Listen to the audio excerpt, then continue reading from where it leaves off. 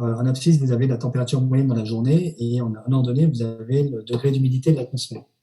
Et cette courbe rouge ici, elle vous donne la composition, enfin l'ensemble des compositions humidité et température, au-delà desquelles la situation devient létale pour un corps humain si vous y êtes exposé plus de 6 heures sans avoir accès à l'air conditionné. Autrement dit, s'il fait 40 degrés, à partir du moment où l'humidité est supérieure à 20%, et que vous restez plus de 6 heures là-dedans, vous mourrez. D'où, par exemple, les morts en série à New Delhi à chaque fois qu'il y a une poussée de température en Inde maintenant. Alors la question que se sont posées ces climatologues et cliniciens, c'est si on continue d'évoluer sur la planète le long de ce qu'on appelle le RCP 8.5, que vous voyez sur la courbe rouge ici, je vais vous dire à quoi elle correspond. Le RCP 8.5, c'est le scénario le plus pessimiste du GIEC, qui n'est pas le scénario le plus pessimiste que les climatologues ont en tête, mais qui est celui qui est pour l'instant le plus pessimiste du GIEC. Qui est celui, en gros, qui correspond à peu près au business as usual, c'est-à-dire on ne fait rien, on continue de ne rien faire ou pas grand-chose contre le dérèglement climatique. Ça nous emmène à quelque part au-dessus de plus 3 degrés, c'est sûr, plutôt vers plus 4 degrés d'augmentation de la température moyenne à la fin du siècle sur la planète. Et la question que se sont posées ces chercheurs, c'est si on suit le RCP 8.5, à la fin du siècle, quelle sera la part des terres immergées de la planète qui seront soumises à plus de 20 jours par an de conditions létales de température et d'humidité. Le résultat, vous le voyez ici, c'est 50% à peu près. Donc ça veut dire que la moitié des terres émergées de la planète seront soumises plus de 20 jours par an à des conditions létales de température et d'humidité si on reste le long du RCP 8.5. Et évidemment, tout le monde ce soir espère qu'on va décrocher le RCP 8.5. Si vous regardez ce qui se passe en 2050, toujours le long du RCP, on est déjà au-dessus de 35%. On a déjà plus d'un tiers des terres émergées qui sont soumises à ces conditions létales de température et d'humidité. La cartouche de droite, elle répond à la question quelle est la part de l'humanité qui va être soumise à ces conditions. Alors, sous l'hypothèse héroïque que les gens ne vont pas migrer, évidemment, ils vont migrer, mais c'est juste pour avoir une idée de l'ordre de grandeur. La réponse, c'est toujours le long du RCP 8.5, ici, ce serait 75% de la population à la fin du siècle. Et en 2050, 60% de la population. Autrement dit, si personne ne migre, les 3 quarts de la population à la fin du siècle sont soumises à plus de 20 jours par an de conditions létales de température et d'humidité si nous continuons de ne rien faire. Évidemment, j'espère bien que ceci n'arrivera pas. Mais... Alors, où ceci va-t-il avoir lieu? Et ça, c'est la cartouche en bas, le RCP 8.5. Le code couleur est simple, vous le voyez ici, c'est blanc ou jaune très très pâle, c'est quelques dizaines de jours par an. Et rouge foncé brun, c'est quasiment tous les jours. Et jaune canari, c'est 1 jour sur 3. Donc vous voyez que la totalité du bassin de l'Amazonie est condamnée, puisque tous les jours, il y aura des conditions létales de température et d'humidité. La quasi-totalité de l'Amérique centrale, tout le bassin du Congo ici, le golfe de Guinée, toute la frange océanique de l'Afrique de l'Est, tout le littoral indien et la quasi-totalité de l'Asie du Sud-Est. Donc, lorsque la Banque mondiale dit dans ses rapports qu'elle envisage quelque chose comme 2,5 milliards de réfugiés climatiques dans la deuxième moitié de ce siècle, vous voyez que ça n'est pas une remontade marseillaise. Alors, autre point d'attention, si vous regardez les zones jaunes, vous en avez une ici très intéressante. Toute la côte est-sud-est des États-Unis est jaune, donc ça veut dire 1 jour sur 3. Et toute la côte est de la Chine est jaune profond, avec des petites villes comme Shanghai, Shenzhen, etc. Le Japon est jaune clair. Alors, évidemment, on se dit, quand on voit ça, mais c'est pas grave, on va utiliser l'air conditionné pour se tirer de ce mauvais pas. Mais vous savez que c'est la mauvaise réponse, parce que l'air conditionné émet du CO2, donc ce serait une réaction auto-immune, c'est-à-dire qu'on essaierait de se sauver avec ce qui, justement, nous rend malade. Donc ça aggraverait la situation. Et par ailleurs, vous avez peut-être vu passer l'an dernier un rapport, plutôt en 2019, un rapport qui a été publié par la NASA et le Pentagone qui répondait à la question quels sont les facteurs liés au dérèglement climatique qui pourraient empêcher l'armée américaine de remplir ses missions dans la décennie 2020. Donc pas à la fin du siècle, mais la décennie 2020. Et ce rapport a été publié donc avant le déclenchement de la pandémie du coronavirus. Il donnait 2 éléments de réponse. Premièrement, les pandémies. Et vous avez peut-être vu que l'armée américaine s'est assez mal débrouillée pendant au moins la première moitié de la pandémie l'an dernier, avec ce fameux vaisseau militaire, tous les matelots étaient contaminés. Et puis, le deuxième motif d'obstacle à l'accomplissement de ces missions qu'invoque l'armée américaine, ce sont les blackouts induits par l'excès d'utilisation de l'air conditionné. Et on a déjà vu en Californie, en 2020, vous avez vu les grands mega fires californiens ont provoqué aussi des blackouts électriques sur la Californie, parce que les Californiens se sont protégés de la fournaise en utilisant l'air conditionné. Voilà. Et donc l'air conditionné ne sera pas la réponse. Donc vous voyez que quand on voit ça, on se dit, bon, évidemment, les gens vont migrer parce qu'ils ne vont pas accepter gentiment de mourir tranquillement, parce qu'il fera trop chaud et trop humide. Et la question, c'est où. Et donc, nous nous préparons des décennies bien compliquées si nous refusons, si nous nous entêtons à refuser de lutter contre le dérèglement climatique. J'attire votre attention sur un pays particulièrement problématique, c'est l'Indonésie qui est ici. Vous savez que l'Indonésie a modifié la localisation de sa capitale l'an dernier, Jakarta, parce que c'est déjà invivable aujourd'hui. Et vous allez le voir sur les cartes suivantes, l'Indonésie est certainement, malheureusement, le pays martyr des prochaines décennies. Ici, une autre carte qui est faite par des chercheurs complètement différents, qui travaillent pour le World Resources Institute, le WRI, qui est un think tank américain à Washington.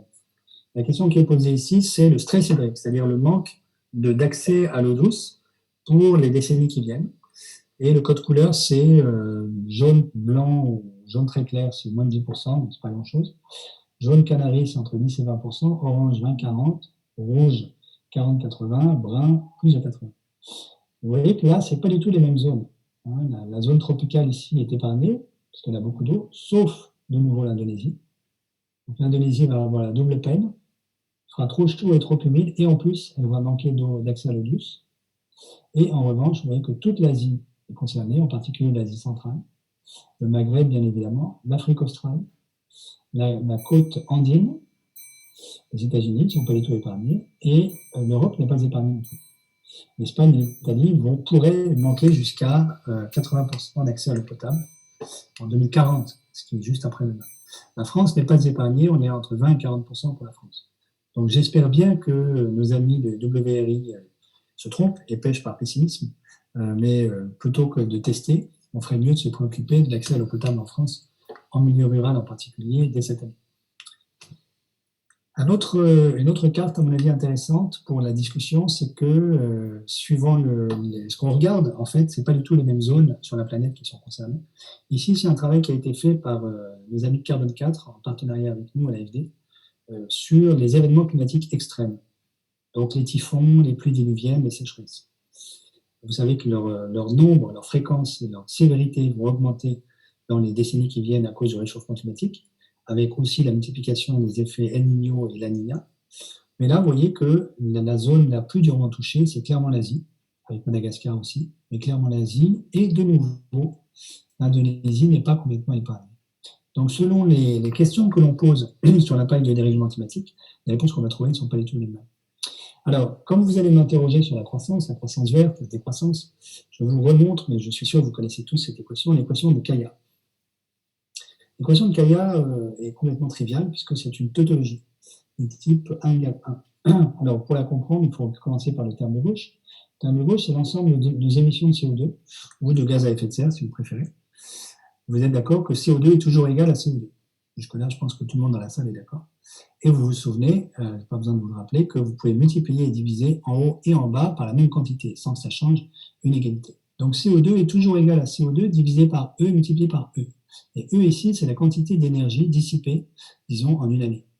Et puis, je recommence, je multiplie et je divise par le PIB. Donc CO2 est toujours égal à CO2 divisé par l'énergie dissipée, multiplié par l'énergie divisée par le PIB, multiplié par le PIB.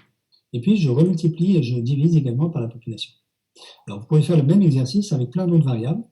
C'est très amusant et très intéressant et très instructif. Là, le point, c'est que vous avez compris que nous sommes tous engagés à réduire nos émissions de CO2 au maximum dans les années qui viennent. La France est même engagée à la neutralité carbone en 2050. La neutralité carbone, ça ne veut pas dire qu'on aura le droit d'émettre et que l'océan va absorber gentiment ce qu'on émettra, pas du tout. Ça veut dire que le résidu de ce qu'on continuera d'émettre en 2050, il faudra qu'on le capture par des techniques de capture et de stockage de carbone. Contrairement à ce qu'ont cru certains ingénieurs pendant quelques années, nous n'aurons pas à notre disposition de techniques de capture et de stockage industriels de carbone qui nous permettraient d'émettre des milliards de tonnes de CO2 en 2050. Donc ça veut dire qu'il faut que le terme de gauche, pour aller vite, tende vers zéro. Mais si le terme de gauche doit tendre vers zéro, c'est-à-dire que le terme de droite doit aussi tendre vers zéro. Et cette égalité est toujours vraie parce que c'est une tautologie. Donc il n'y a pas de théorie derrière, il n'y a aucune théorie. Vous n'avez pas besoin de connaître la relativité générale pour comprendre cette équation. Mais si le terme de droite doit tendre vers zéro, ça veut dire que les coefficients qui le composent doivent tendre vers zéro. La population, c'est compliqué. C'est même compliqué déjà de la maîtriser, de l'empêcher de continuer d'augmenter, mais a priori, on est 7,4 milliards aujourd'hui, on devrait passer à 9 milliards en 2050 et peut-être atteindre un plateau à 11 milliards à la fin du siècle. En tout cas, ce terme-là ne va pas tendre vers zéro. Le PIB divisé par la population, ça c'est le revenu par tête. Ça, c'est le thème de la décroissance. Simplement, je vous mets au défi de trouver un politique qui va gagner des élections en promettant à ses compatriotes que leur revenu va baisser.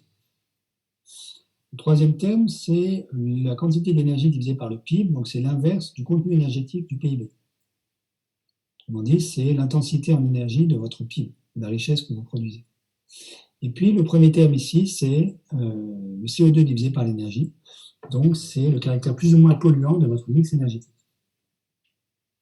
Donc, ce terme-là, il pilote en fait la transition énergétique, le passage des hydrocarbures fossiles vers des énergies renouvelables et éventuellement nucléaires.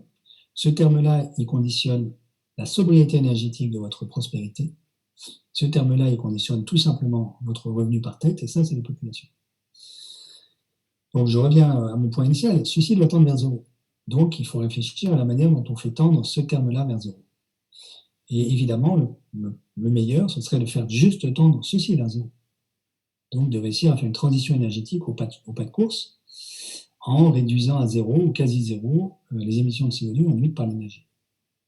Et c'est ça l'enjeu de la reconstruction écologique, à mon avis, de notre pays. Si par ailleurs nous insistons pour que le PIB par tête augmente, ça ne rend pas l'équation impossible à résoudre, ça la rend juste beaucoup plus difficile à résoudre. Parce que si ceci, admettons, est multiplié par 2 en 25 ans, ce qui est au moins ce que l'on connaîtrait si on avait une croissance de 2-3% par an. À ce moment-là, ça veut dire que la vitesse de décroissance de ce ratio ici, CO2 sur énergie, doit être 2 fois plus rapide, si on veut qu'en 2050, le tout continue de converger vers zéro. Vous voyez ? Autrement dit, plus vous insistez pour que le PIB par tête augmente, plus ça rend difficile la résolution de l'équation. Alors, j'ai pas dit impossible, j'ai dit difficile. Ça va ? Mais on pourra y revenir tout à l'heure. Et puis, une dernière slide que je voudrais vous montrer, qu'on a beaucoup utilisé à l'Agence française de développement, qui a été, à l'origine, c'est un de mes amis, Mathis Wackernagel, qui est l'ingénieur qui a inventé l'empreinte écologique, qui avait conçu ça. Ici, en ordonnée, vous avez l'empreinte écologique, justement, vous savez, qui est une mesure, en gros, de la pression anthropique, avec un A, exercée sur nos écosystèmes naturels. Et donc, il mesure, au fond, cette pression transcrite en surface terrestre. Donc, si vous avez une empreinte écologique supérieure à 1, ça veut dire que si tout le monde a votre mode de vie, il faudrait plus d'une planète pour que tout le monde puisse vivre durablement selon ce mode de vie. Et puis, l'abscisse, ici, c'est l'indice de développement humain. L'indice de développement humain, l'IDH, c'est un indicateur construit par les Nations Unies. Leur bureau se trouve à New York, et qui est composé de 3 composantes. La première, c'est le revenu par tête, le PIB par habitant. La deuxième, c'est une mesure du niveau éducatif de la population. Par exemple, la part de la population qui achève ses études primaires. Et puis la troisième, c'est l'espérance de vie à la naissance. C'est très insuffisant comme indicateur de la prospérité d'une société. Enfin, c'est déjà un tout petit peu mieux que juste le PIB. Et ce qu'on s'est amusé à faire sur cette carte, c'est à représenter les pays en fonction de leur localisation, à la fois en IDH et en empreinte écologique. Donc, vous voyez que la France, par exemple, est ici. Ce qui veut dire que la France a un IDH assez élevé, c'est pas mal, mais en revanche, elle a une empreinte écologique assez élevée également. Le Qatar, c'est bien pire en termes d'empreinte écologique. Le Luxembourg, c'est encore pire. En revanche, vous voyez qu'un pays que j'aime beaucoup, par exemple le Tchad, puisque j'y ai vécu, lui, il a une empreinte écologique très faible, tant mieux, bravo. En revanche, il a un IDH catastrophique. Et plus globalement, vous voyez qu'on a une espèce de parabole ici, là, où, en fait, soit vous avez un IDH très faible et une empreinte écologique très élevée, soit vous avez un IDH très élevé, un IDH très faible et une empreinte écologique très faible, soit un IDH très élevé, mais une empreinte écologique très élevée. L'intérêt de ceci, c'est que vous pouvez regarder la capacité de charge de la planète, par exemple, en 2012. Autrement dit, qu'est-ce qui correspond à une empreinte écologique égale à 1 en 2012? Bien, c'est cette ligne ici, ligne horizontale. Donc, tous les pays dont l'empreinte écologique est supérieure à cette ligne horizontale ont une empreinte écologique insoutenable, au sens où, si la planète entière vivait comme eux, il nous faudrait plus d'une planète pour vivre. Voilà. Donc, ils dépassent la capacité de charge de la planète. Donc, vous voyez que la France est bien au-dessus. Cette ligne, en 1961, elle était ici. Elle était nettement au-dessus. Alors, pourquoi a-t-elle baissé? Parce que précisément, au fur et à mesure que nous détruisons les écosystèmes, nous réduisons la capacité de charge de la planète. Et donc, nous rendons le défi qui est d'avoir une empreinte écologique inférieure à 1 encore plus difficile à atteindre. Alors, il se trouve que l'IDH de la Russie, pendant des années, a été 0,8 et que donc la communauté internationale, au fond, a pris comme convention qu'un pays peut s'estimer heureux lorsque son IDH est supérieur ou égal à 0,8. Question, existe-t-il un pays dont l'IDH soit supérieur à 0,8, dont l'empreinte écologique soit inférieure à 1, ce qui serait un pays modèle?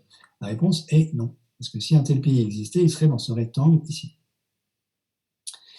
Alors, vous montrer ceci, ce n'est pas pour nous déprimer, c'est pour nous dire, au fond, le défi qui attend les pays, tous les pays de la planète dans les années qui viennent, c'est de converger tous vers ce rectangle magique.